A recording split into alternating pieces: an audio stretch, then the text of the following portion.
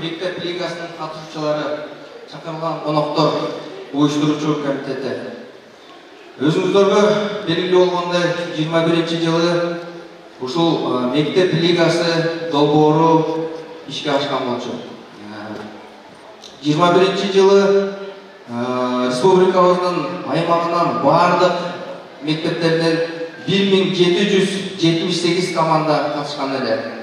Бул мектеп лигасынын долбоору мынчалык өтө жогорку деңгээлде болоруна биз ишенген эмеспиз. Буюрса мына 22 жыл, 23 жылдын экинчи ирет өтүп жаткан мектеп лигасына республикабыздан 2283 команда катышып отурат.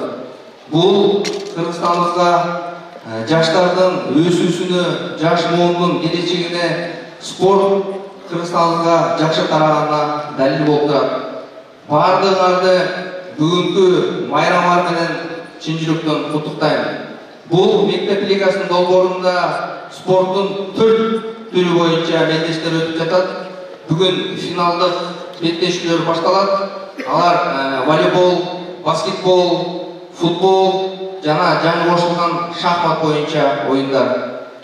Бул мектеп лигасы республикабызда өтө маанилүү ордун ээлеп турат. Анткени биздин Кыргызстандын келечеги жаштар дегенде, биздин жаштарыбыз спорт менен өтө тыгыз байланышта болуп, спорт ден соолуктун булагы дегенде, ынтымактын жарчысы дегенде, баарыңыздар спорт менен тыгыз мамиледе болууга чакырат элем. Бардык катышуучуларга ийгиликтерди каалайм. Финалдык беттештерде мыктылар жеңсин, калыстарга болсо адилеттүүлүктү каалап, баарыңыздарды дагы бир жолу майрамыңыздар менен куттуктайм. Чоң рахмат.